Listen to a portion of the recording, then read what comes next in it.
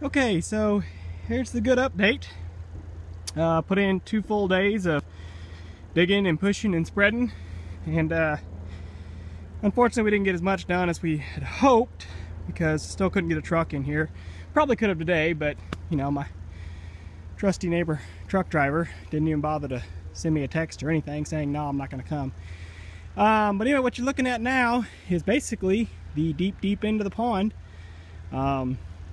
Way over yonder is where I first ever started digging, so I've trenched all this out. You can see that's still pretty steep, but once we get the main area of this pond all dug out, I'll drive in here with the excavator and I'll break that down, and then we'll use the dozer to smooth it up so it won't keep caving in. But that's pretty much the max depth of the pond right there. I didn't quite hit the sand, but I know I'm getting close because the clay is turning real white.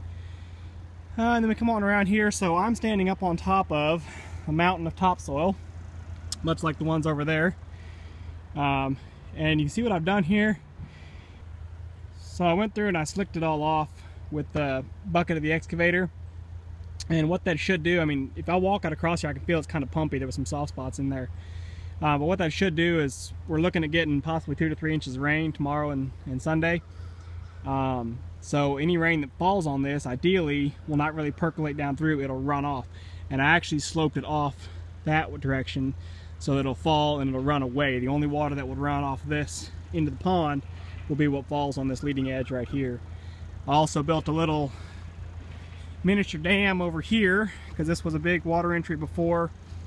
All the water that fell out in the grassy area ran down and came in over here, and it ran down this part of the pond and then ran through. So I just knocked this up real quick, you know, maybe 2 or 3 feet high, just about the same height as the grade level out there. So I might end up with a big puddle of water back here behind it, but I can throw the pump in and I can kick it right over the berm there if I have to. So kind of did the same thing with the clay down in here. Went through and had my dozer guy push most of it off, and I'll have him do it one more time once I'm out of the way because he's going to stay a little bit later than me, I think, today.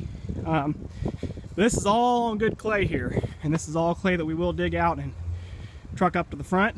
So did the same thing, just went through and just kind of drug my bucket along it just to smooth it off.